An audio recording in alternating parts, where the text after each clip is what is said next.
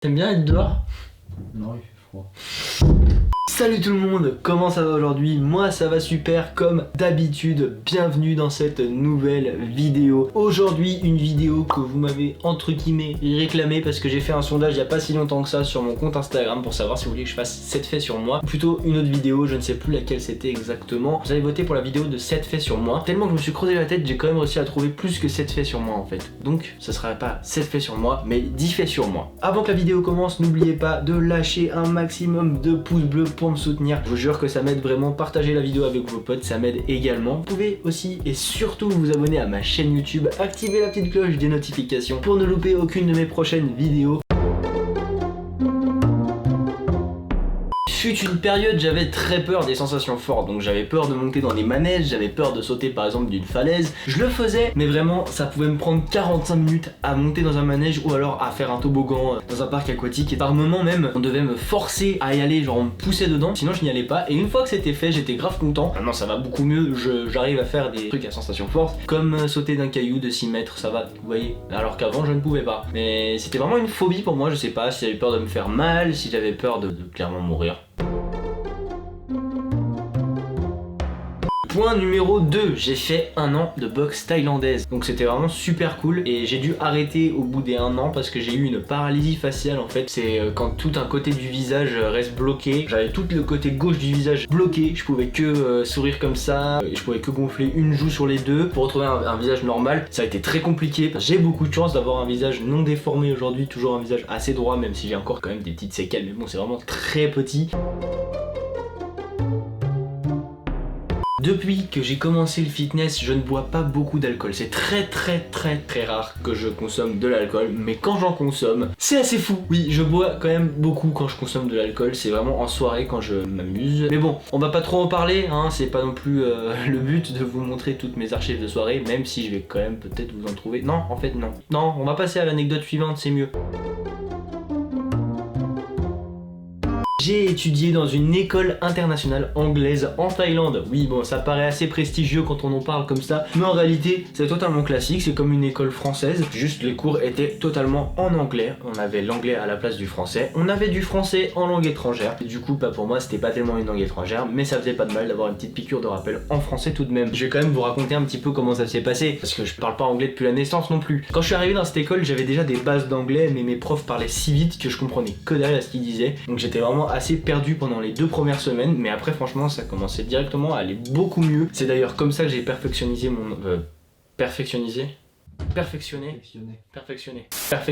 anglais. Maintenant je parle couramment anglais et ça a été une très bonne expérience cette école internationale anglaise. Les profs étaient géniaux. C'est d'ailleurs la meilleure école où je suis allé. C'est là où j'ai le mieux étudié.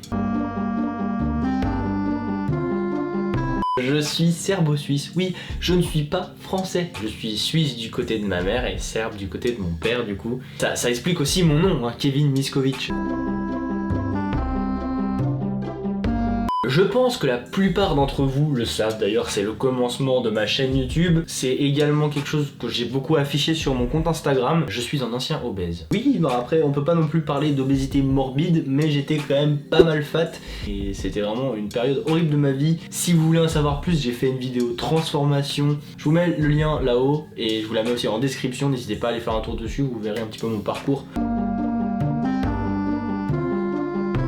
J'ai été commis cuisine à mes 11 ans. Alors vous allez vous dire mais comment ça se fait? Comment il a pu en étant à l'école être commis de cuisine à 11 ans? Donc oui, en plus j'étais en Thaïlande, donc là-bas les options CAP tout ça, ça n'existe absolument pas. C'était le patron de ma mère et mon père qui m'a proposé, vu que j'étais passionné par la cuisine, de faire entre guillemets un stage en étant commis là-bas et tout. Au début il m'apprenait beaucoup de choses, donc j'ai beaucoup appris avec lui. Je faisais des soirées à thème en fait, c'était le samedi soir où on faisait des soirées marocaines, des soirées françaises, des soirées suisses. Et moi je cuisinais jusqu'au jour où en fait il m'a plus rien appris, il m'a balancé en cuisine comme ça. Il m'a dit vas-y tu vas faire de la sauce béarnaise, tu vas tout faire, tu vas faire le poisson, tout ça, machin, j'étais là, d'accord. Mais bon, je fais comment? Moi je suis tout seul, je suis pas non plus un pro de la cuisine frérot. Cette expérience m'a légèrement dégoûté de la cuisine en restauration. J'ai quand même été serveur.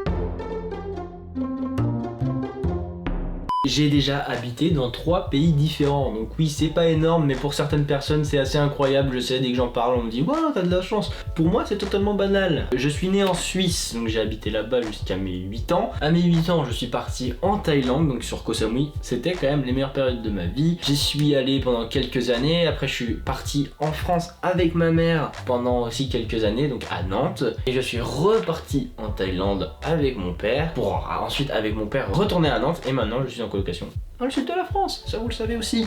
Donc j'ai vécu en France, en Suisse et en Thaïlande. J'ai peur des requins, les amis, les requins, c'est pas que je les trouve pas forcément mignons, en vidéo ça passe vous voyez, mais même en vidéo ça me fout des frissons, mais quand je me baigne dans l'eau, j'ai la phobie qu'il y ait un requin qui monte et tout ça. Je sais qu'ils attaquent pas forcément l'homme, mais ça me fait flipper de savoir qu'il y a des trucs aussi gros qui nagent en dessous de tes pieds pendant que t'es dans l'eau, tu vois ce que je veux dire. Un temps même quand j'étais petit j'avais peur qu'il y ait des requins dans mes piscines. Bon ok, j'avoue j'avais peut-être un petit peu abusé sur ma phobie, je pense que c'était plus de la peur des profondeurs que de la peur des requins de base. Pour les plus anciens d'entre vous qui me suivent sur ma chaîne YouTube et sur mon compte Instagram, vous n'êtes pas sans savoir qu'un temps j'avais les cheveux courts. J'en ai pas toujours eu cette coupe de cheveux, je me suis longtemps cherché une coupe de cheveux qui pourrait m'aller potentiellement, je ne sais pas si ça me va, ça dépendra des avis. Moi j'aime bien, je m'aime bien comme ça. Et oui, pendant longtemps je ne savais pas du tout, j'avais pas réellement de coupe de cheveux, je mets des photos un petit peu partout. C'était déjà le dernier point, j'espère que ça vous a plu, vous en avez peut-être appris plus sur moi, maintenant on se connaît bien, vous et moi. N'hésitez pas à me dire quel point... Je suis pas sûr de comprendre. Je viens de me faire couper la parole par ma montre, les gars.